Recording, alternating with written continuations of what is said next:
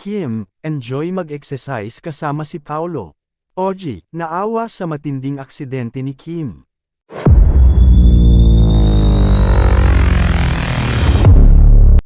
May gusto pa bang patunayan si Kim Chiu sa kanyang magandang katawan?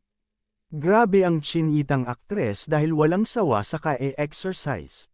Sa kanyang Instagram video na nagwo-workout siya ay ibinahagi niya kung paano maging healthy ang kanyang katawan. Aniya, mental fortitude is the name of the game.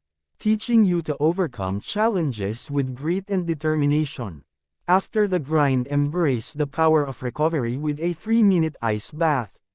From the lift to the chill, is a step toward becoming a stronger, more unstoppable version of yourself. Let's go! Magpasikat Team Tuesday. Hihihi, feeling nervous and excited of course. See you madlang people. Komento ni Kuya Kim Atienza, maganda yang fortitude na yan Kimi.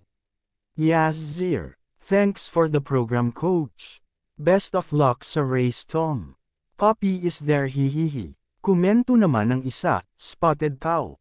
Oo nga, hayon nakatayong nakatalikod. Yung sa harap ng water dispenser hihihi. Enjoy and have fun sa workout Kim, with hobby. Happy po kami na makita kayo together. Kahit nakatalikod po si Boss Pao. Mag-ingat po kayo palagi Miss Kim ni Boss Pao. Samantala, si Oji Alcacid at ang kanyang A-team ang producer ng reunion dance concert ng Street Boys, ang 90s The Street Boys Reunion Dance Concert nila sa New Frontier Theater on November 8. Siyempre, appear si Oji sa press con ng Street Boys.